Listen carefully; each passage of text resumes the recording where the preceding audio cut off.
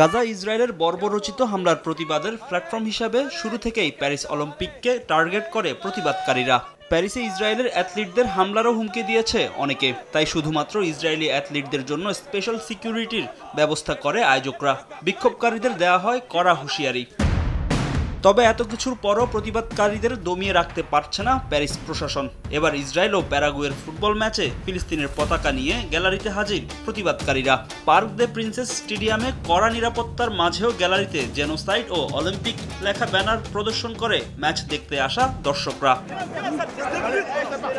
Match শেষে স্টেডিয়ামের বাইরে প্রতিবাদকারীদের সঙ্গে বিবাদে জড়ায় ইসরায়েলি সমর্থকরা। এ সময় নিরীহ ফিলিস্তিনিদের টেরোরিস্ট বলেও স্লোগান দেয় তারা। পরে পুলিশ এসে পরিস্থিতি স্বাভাবিক করে। ইসরায়েলের দর্শকদের কিছু না বললেও ঘটনাস্থল থেকে প্রতিবাদকারীদের সরিয়ে নেয় পুলিশ। যদিও ফিলিস্তিনি সমর্থকদের দাবি শুধুমাত্র ম্যাচ দেখতেই এসেছে তারা। ম্যাচটা প্যারাগুয়ের কাছে 4-2 গোলে হেরে যায় ইসরায়েল।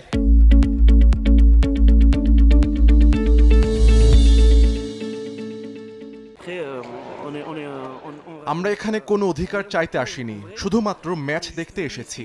যে কোনো দেশের পতাকা গায়ে জড়ানোর অধিকার আমাদের আছে। আমি জানি ফরাসি অনেক নাগরিক ইসরায়েলকে ঘৃণা করে। এখানে ফিলিস্তিনের পতাকা হাতে কিছু মানুষ এসেছে, তাদের কোনো কাজ নেই এই ম্যাচে।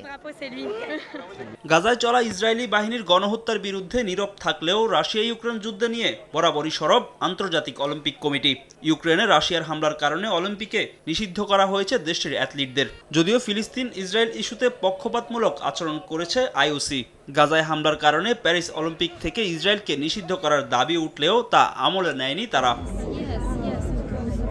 আইওসির মতো ইসরায়েলের পক্ষে সবসময় সরব ফরাসি সরকার। প্যারিসে ইসরায়েলের বিপক্ষে প্রতিবাদ করতে না দিলেও ইউক্রেনের পক্ষে অবস্থান নিয়েছে দেশটি। প্যারিস অলিম্পিকের ইউক্রেন হাউস পরিদর্শনের সময় যুদ্ধবিধ্বস্ত দেশটিকে পূর্ণ সমর্থন দেওয়ার কথা জানায় ফ্রান্সের ক্রীড়ামন্ত্রী।